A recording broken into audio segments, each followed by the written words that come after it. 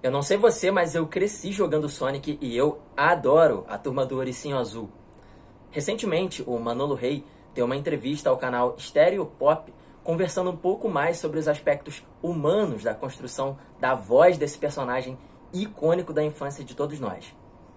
Voz aí muito conhecida, o Manolo comentou sobre como para ele a construção começa a partir da imagem do personagem, para saber como transmitir a sua essência. Por exemplo, para o Sonic, ele conta que já o dublou em diversas fases e como que em alguns momentos ele era um personagem considerado mais infantilizado, mais ligado ao público infantil, e aí a voz precisava ser mais aberta, mais infantil mesmo. E recentemente esse filme ele tem um apelo muito mais para a família, o Sonic 1 e 2, especificamente sobre o segundo filme que ele estava falando lá. E a voz não podia ser tão infantilizada, porque afinal, aquele era um ser que, por mais que ele se coloque como criança, né, ele tá ocupando figuras, ele tá procurando, melhor dizendo, figuras parentais para ocupar esse espaço, depois de perder sua mamãe coruja lá no universo de onde ele vem. Mas ele não é exatamente uma criança humana, né, vamos combinar. E ele não se coloca dessa maneira exatamente.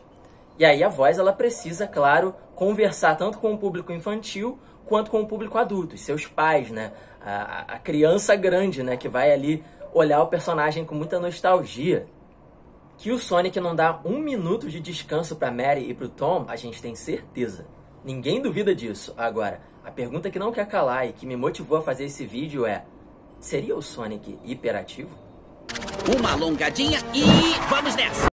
Então, pessoal, no que diz respeito à hiperatividade e impulsividade, seriam 6 os critérios aos quais a pessoa teria que preencher para ser considerada ali hiperativa, persistindo por pelo menos 6 meses em um grau que é considerado incongruente, né, inconsistente com o nível de desenvolvimento e precisa ter impacto negativo diretamente nas atividades sociais ou profissionais da pessoa, ou nesse caso do ser.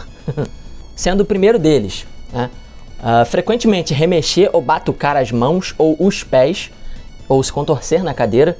E esse é muito engraçado, eu acho isso aqui engraçado por quê? Porque o Sonic, quando a gente jogava, eu me lembro, lá no Mega Drive 3 que eu tinha quando criança, que se você deixasse ele parado em tela por muito tempo, a própria inteligência artificial jogava, mexia o bonequinho, e ele ficava batendo com o pezinho dele lá, justamente não conseguindo ficar parado, sem batucar ou remexer pés e mãos. Então tudo bem, aqui ele até preencheria, né? Mas vamos continuar. Frequentemente ele se levantar da cadeira em situações em que se espera que permaneça sentado. Então você na escola, por exemplo, ou o Sonic na casa dele lá, ele levantar, ele ficar pra lá e pra cá, né? Sendo aqui outro também desses sintomas, né? Frequentemente correr ou subir nas coisas, isso aqui é muito comum a gente ver ele fazendo, principalmente durante o segundo filme.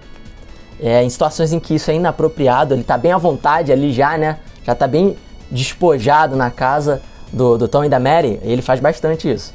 E com frequência, bom, ser incapaz de brincar ou se envolver em atividades de lazer de maneira calma, né, calmamente. Aqui eu já não concordo, eu já acho que ele não preenche nada esse daqui, então a gente teria 2 até agora preenchidos. E por que ele não preenche? Porque a gente vê, por exemplo, no final do filme, ele indo tomar sorvete, que é uma atividade calma. E o Knuckles até tá muito mais agitado que ele nesse momento. Ele consegue parar, largar tudo e brincar tranquilinho com o Tails e o Knuckles e a sua família. Com frequência, não parar, agindo como se estivesse com o motor ligado, como eu acabei de falar. Ele para, sim, ele consegue. Sem se sentir desconfortável, no caso, né? Seria esse sintoma. Frequentemente falar demais. Sonic gosta de falar, tá certo que sim, gosta de fazer uma piadinha, como gosta. Mas ele para sim também. Frequentemente, ele deixa os outros falarem e revelando aí ser um bom ouvinte.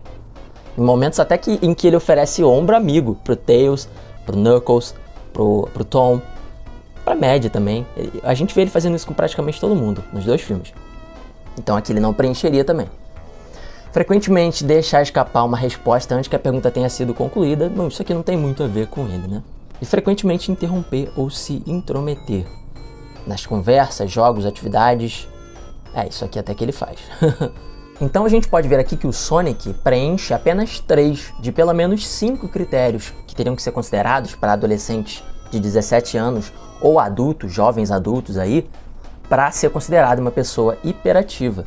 Agora, se a gente for pegar aqui, por exemplo, os critérios para considerar um possível transtorno de déficit de atenção e hiperatividade, a gente vai ver que, por exemplo, os critérios para desatenção, né, que seria aí o outro espectro desse lado, para esse quadro clínico, a gente vai ver que, por exemplo, desatenção, que seriam 6 critérios, os quais ele teria que, critérios ou sintomas, né, preencher, a gente vai ver que ele, dentre eles, né, vou listar para vocês, frequentemente não presta atenção em detalhes ou comete erros por descuido em tarefas escolares, no trabalho, que seriam as atividades profissionais dele lá de herói, ou durante atividades. Sim, a gente vê que isso aqui ele preencheria, já que ele é bem atrapalhado, com as pessoas até fazendo piada sobre isso, e ele respondendo com aquele humor irreverente de sempre. Frequentemente, ter dificuldade de manter a atenção em tarefas ou atividades lúdicas, né, de brincadeira. A gente vê que essa não é muito a dele, na verdade ele é bem brincalhão e ele vai fundo nisso.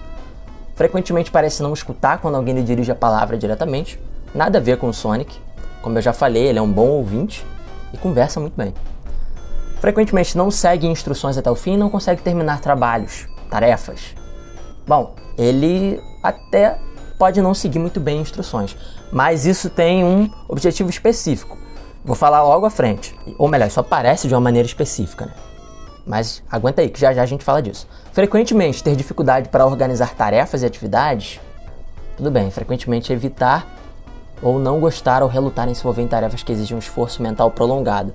Essa também não é dele, já que ele é ali bem engenhoso em criar engenhocas para simular que ele está em casa para ele poder fugir e seguir justamente a sua atividade profissional, que seria ser herói, ser o raio azul, como ele mesmo diz.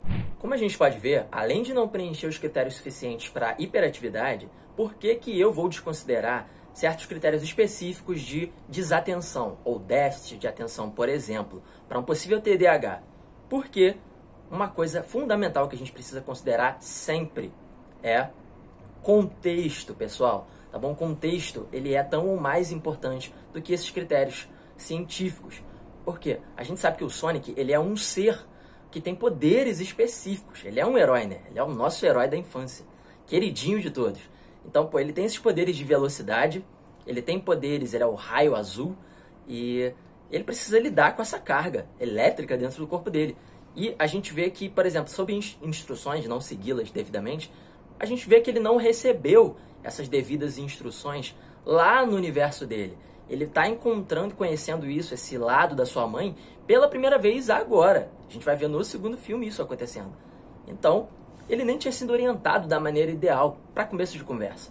Já te falaram que você tem um transtorno explosivo intermitente? Se você gostou desse vídeo, não se esquece de se inscrever no Cenicamente, deixar o seu like e ativar o sininho para receber as minhas próximas análises. Eu sou psicólogo, cinéfilo, e eu sempre, além de traçar as análises psicológicas dos personagens, levanto os processos criativos envolvidos nos aspectos humanos da construção de personagem por trás das obras do cinema e das séries. Então, quem sabe, seu personagem favorito pode acabar aparecendo por aqui um dia desses. Fica no canal para mais. Te vejo logo!